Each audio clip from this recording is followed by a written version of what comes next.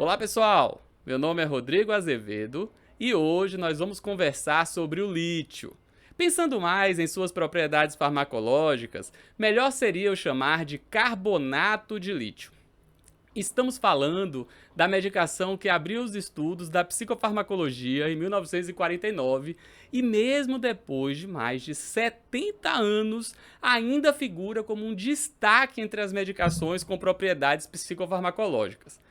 Vou aproveitar essa introdução e parafrasear o John Cage, primeiro pesquisador que descobriu essa ação no sistema nervoso central, a ação do lítio, lá na década de 40 do século passado.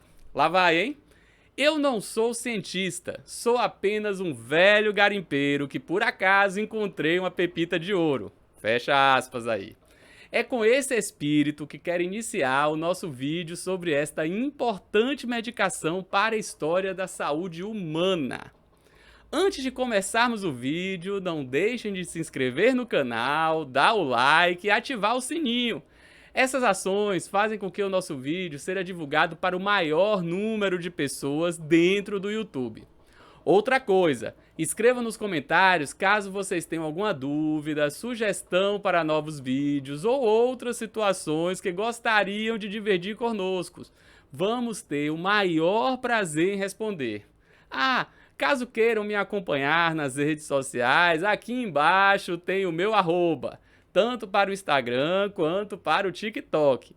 Mas eu já vou avisando, hein, que o TikTok não tem dancinha nem minha, nem de Ariane. Até porque não dançamos absolutamente nada.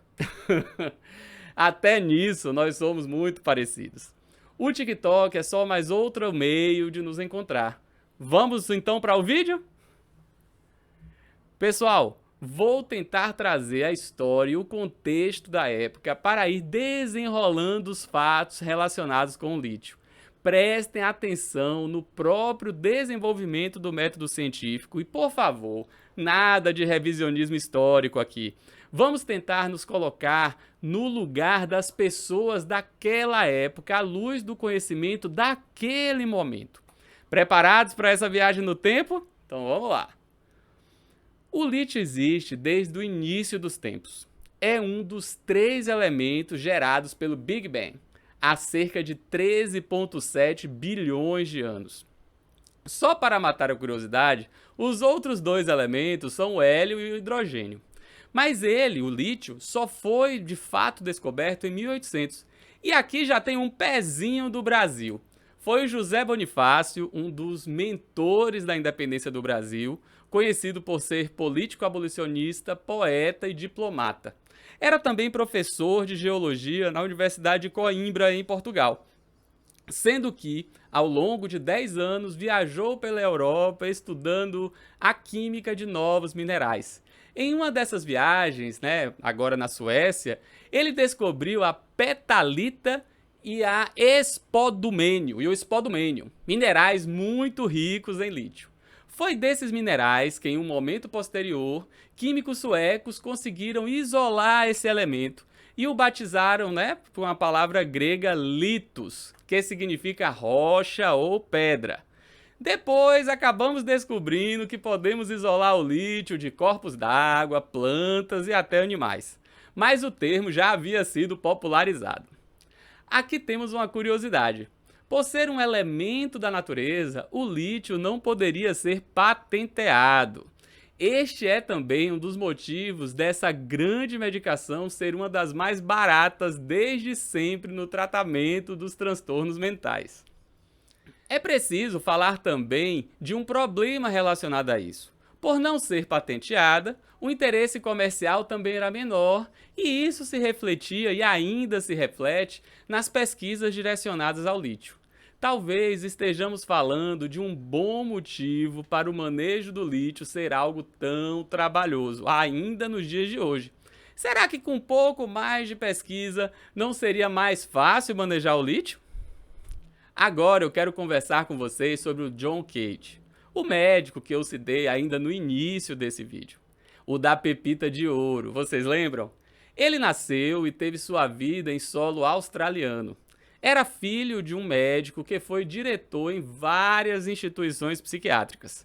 O John cresceu nessas instalações e essa experiência foi o nascimento da empatia que passou a ter pela saúde mental. Ele então se tornou psiquiatra e na Segunda Guerra Mundial participou do conflito na frente do Pacífico, onde foi capturado pelos japoneses e designado responsável pela enfermaria de psiquiatria da prisão de Changi. Durante os 3 anos em que esteve preso, ele começou a reconsiderar noções aceitas a respeito das causas da doença mental. Era forte a corrente psicanalítica na época, e ele tinha a convicção de que as doenças mentais graves, como o transtorno de humor bipolar e a esquizofrenia, estavam fundamentadas em uma anomalia biológica. Depois de retornar da guerra, Dr. John assumiu o cargo de diretor de um pequeno hospital psiquiátrico, onde começou a investigar suas teorias sobre as origens biológicas dos transtornos mentais. Ele não tinha qualquer experiência com pesquisa, mas uma grande vontade de testar suas teorias e conduziu sozinho em um laboratório montado no terreno do asilo suas primeiras experimentações. O Dr. John começou coletando e analisando amostras de urina de pacientes com mania, depressão e esquizofrenia. Ele observou que a urina dos pacientes com mania era particularmente tóxica, levantou então a hipótese de que o ácido úrico poderia ser a causa dessa toxicidade. Aqui vem uma feliz coincidência.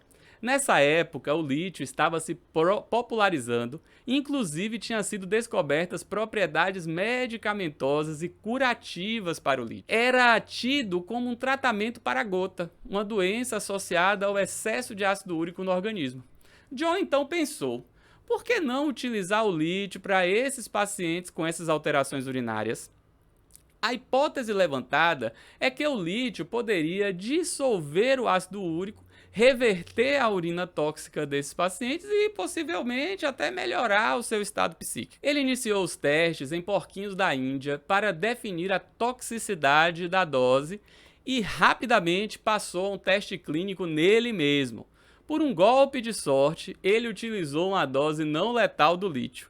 Fez uso por 2 semanas e não observou qualquer efeito colateral. Isso criou uma grande vontade de poder utilizar esse novo composto em seus pacientes, que até então as opções terapêuticas se restringiam ao isolamento em unidades fechadas. Em março de 1948, Dr. John tratou seu primeiro paciente com lítio, um homem que há décadas sofria de episódios de mania e depressão. Depois de 1 semana, os efeitos marcantes do tratamento começaram a ficar evidentes. O paciente recebeu alta 2 meses depois, com uma prescrição de carbonato de lítio 2 vezes ao dia. Ele tratou outros pacientes com os resultados dramáticos e semelhantes. Vale a pena olhar para o momento histórico. Houve uma popularização do lítio na década de 40. Nós poderíamos encontrá-la em garrafas d'água, comprimidos ou como alternativa ao sal. Nós sabemos que essas explosões de popularidade já ocorreram em outros momentos históricos com outras substâncias. Um bom exemplo foi a cocaína, que poderia ser encontrada em alguns preparados de vinhos e bebidas gaseificadas. Como muitas vezes aconteceu na história, essa popularidade sem a devida pesquisa foi geradora de consequências muito graves. Começaram a surgir casos de intoxicação pelo lítio, ainda mais quando começaram a substituir o sal de cozinha pelo lítio. Inclusive, em casos mais graves, algumas pessoas morreram com intoxicações, decorrentes do lítio. O momento da euforia dos resultados da pesquisa do Dr. John também seria breve. Pouco tempo após a publicação de seus achados iniciais, em setembro de 1949, o quadro do primeiro paciente tratado com o medicamento começou a deteriorar. Este veio a falecer em março de 1950. As preocupações do Dr. John em relação à toxicidade do lítio logo fizeram com que ele suspendesse totalmente o uso. Ele também proibiu seus colegas de administrar o medicamento enquanto superintendente da Royal Park Mental Hospital, na Austrália. Em paralelo, no ano de 1949, a Food and Drug Administration, a FDA, né, dos Estados Unidos, removeu os produtos à base de lítio do mercado. Era o fim da euforia e o lítio passa a ser visto como algo perigoso e praticamente banido dos cuidados com a saúde. Ainda bem que existiam pesquisadores curiosos com a boa resposta apresentada pelo lítio, e foi então que John Talbot conseguiu correlacionar os sintomas da toxicidade pelo lítio à sua concentração sérica. E Edward Trauner desenvolveu um método de medir os níveis séricos do lítio. Estava estabelecido uma margem de segurança dentro das quais poderia ser administrado esse composto. Entra aqui uma outra figura fundamental nessa história. É a do psiquiatra dinamarquês Morgens Schau. Isso ocorreu após ele ser influenciado pelos resultados relacionados à margem de segurança no uso do lítio. O Dr. Schau possivelmente desempenhou o papel de maior destaque no desenvolvimento do lítio como um tratamento. Em seu trabalho de 1954, apresentaram dados a favor do lítio em quadros de mania aguda, agora em um estudo duplo cego, controlado e com placebo. Os resultados desse estudo mostraram que 70% dos pacientes com quadro maníaco tratados agudamente com lítio acabaram tendo resultados bem significativos quando a gente pensa nesse quadro de mania aguda. Era impressionante.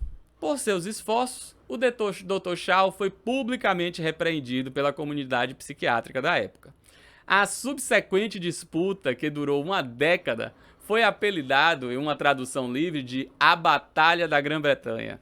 Ainda assim, o trabalho de Dr. Schau atraiu apoiadores que usaram lítio com sucesso nos Estados Unidos, Inglaterra, Austrália, França, Escandinávia e outros países. As coisas, de fato, começaram a mudar quando o transtorno maníaco-depressivo foi rebatizado como transtorno bipolar, na terceira edição do Manual Diagnóstico e Estatístico dos Transtornos Mentais, o DSM-3, sigla, né, desse manual diagnóstico que eu acabei de citar. Que também um fato muito favorável foi a aprovação do lítio pelo FDA em 1970. Vocês acham que o Brasil entrou só lá no início com a história de José Bonifácio em 1800? Vocês pensaram errado, pessoal. Digo mais, agora a história do lítio passa por terras baianas. O primeiro registro do uso de lítio no Brasil foi publicado no Manual de Atualização Terapêutica da Fontoura, e o autor principal era o Dr. Luiz Meira Lessa. Estamos falando do ano de 1971, um ano depois que a FDA liberou o uso do lítio nos Estados Unidos. Agora vamos conversar um pouco sobre um fato curioso. O lítio ele é listado pela Organização Mundial da Saúde, a OMS, como um dos medicamentos essenciais no mundo. Em diversos manuais para tratamento, em diversos estudos, é um tratamento de primeira linha para o transtorno afetivo bipolar. É demonstrado também que existe uma relação com menores índices de suicídio, demência e uma possível propriedade neuroprotetora quando em populações que fazem uso do lítio. Então, por que estamos prescrevendo menos o lítio? Temos diversas hipóteses e elas podem inclusive estar encaminhando juntas. Um bom motivo seria um maior arsenal terapêutico, né? Trocando em miúdos, assim, temos mais opções para tratamento hoje em dia. Um outro motivo seria um menor treinamento nas residências médicas para o correto manejo do lítio. Caso você não aprenda a fazer isso de uma maneira exaustiva nesses treinamentos, vai ficar muito difícil você colocar o lítio como uma prática diária nas suas prescrições. Não podemos esquecer da facilidade do manejo de outras opções. Com o lítio, precisamos pedir exames antes e durante todo o tratamento. É mais simples escolher por algo que vai diminuir nossas preocupações. Colegas, lembrem do lítio. Em minha prática, não foi nenhuma nem duas vezes que pacientes com transtorno afetivo bipolar em uso de diversas medicações tiveram uma redução incrível no seu arsenal terapêutico com a introdução do lítio. Muitas vezes, inclusive, tornando-se a única medicação que o paciente precisava fazer uso. Eu já tive histórias incríveis com a introdução de medicações com propriedades psicofarmacológicas. Sei que vocês também tiveram histórias como essas, mas na minha prática, poucas foram tão incríveis como as histórias com a introdução do lítio. Bom, pessoal, espero que vocês tenham gostado desse vídeo. Não esqueçam de se inscrever no canal, dar o like e compartilhar com seus amigos. Caso tenham alguma dúvida ou sugestão, basta escrever nos comentários. Inclusive, se gostaram desse tipo de vídeo, deixem seus comentários também. Vamos fazer outros parecidos. Um abraço a todos vocês e tchau, tchau. Até a próxima, pessoal. Tchau, tchau.